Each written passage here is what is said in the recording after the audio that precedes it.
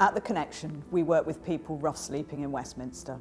It often starts with a chat, the offer of a coffee and perhaps a hot meal or a shower. Simple things that aren't easy when you're living on the streets.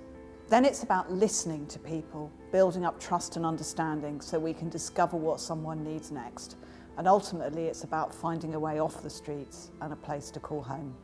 I was 19, and for a 19-year-old to be outside on the streets. So in the first place I was told Connections was a safe place to come and get a tea and coffee and something to eat.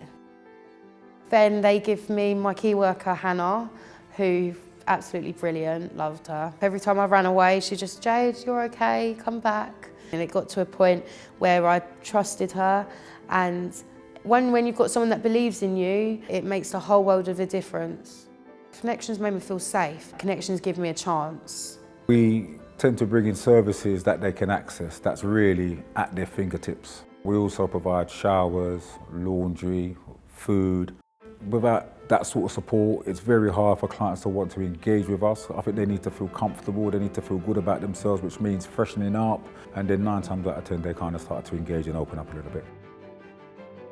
So 2019, I started coming to Connection. I can say it's my second home. The most important thing, Connection connect me with different people. I get some new key worker, Jamie, amazing man. When I see him, I can speak with him like with mate. I can be honest with him. Life in the street is really hard. That part of my life is finished completely. So without a place like Connection, probably you're gonna still sleep in the street.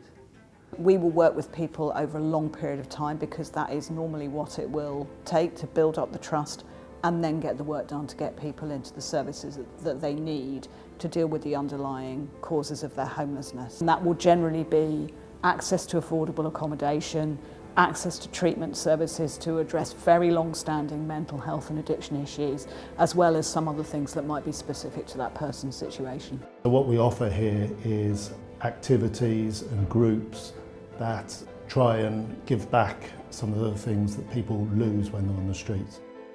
It's that thing of stepping into a different identity for an hour, being a photography group out in the world and not being, you know, just your whole identity is being someone who's experiencing homelessness.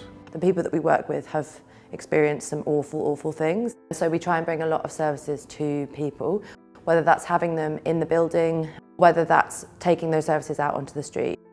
So the great thing about the outreach team is that we come out onto the street and literally meet people where they're at.